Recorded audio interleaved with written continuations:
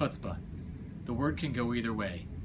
I'm driving down Wilshire Boulevard this morning, and somebody comes around me, swerves around the bus, cutting me off so that they can make the light, and I wind up stopping. Chutzpah. How come you had to do that? Selfishness. Insolence. On the other hand, I watch my daughter climb up onto the countertop, look around, she doesn't see me watching, reaches into the cookie jar, and takes out a little piece of dessert. That kid's got chutzpah. And we smile about it, and we enjoy it. The same concept can go in two different directions. A person can have audacity, and that audacity can work in their favor or work in the favor of our world. Or that person can be selfish, insolent, proud. Judaism works the same way.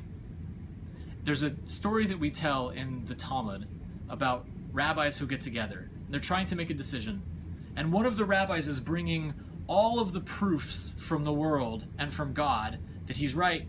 A river turns backwards. He makes a building change form.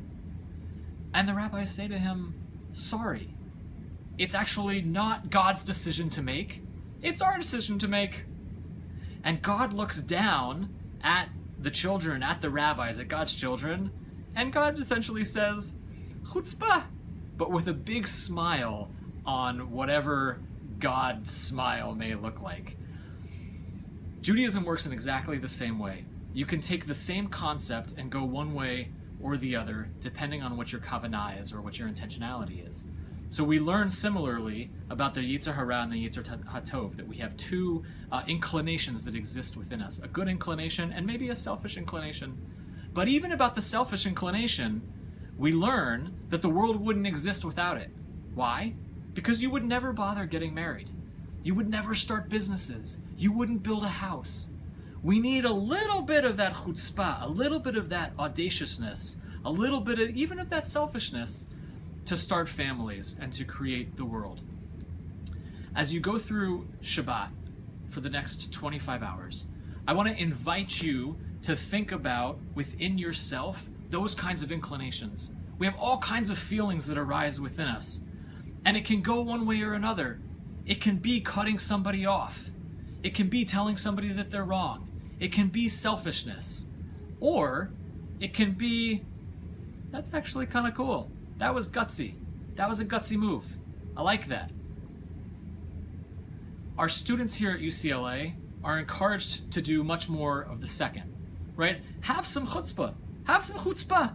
Go out, fight for what you really believe in. Don't do it in a selfish, self-aggrandized, insolent kind of way, but stick up for yourself.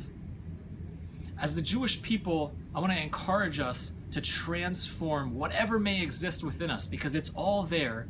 But if you can transform it from ganut, from lignai, from something that is ugly, l'shevach, to something that is praiseworthy, that's an amazing transformation for you, for us, and for the world.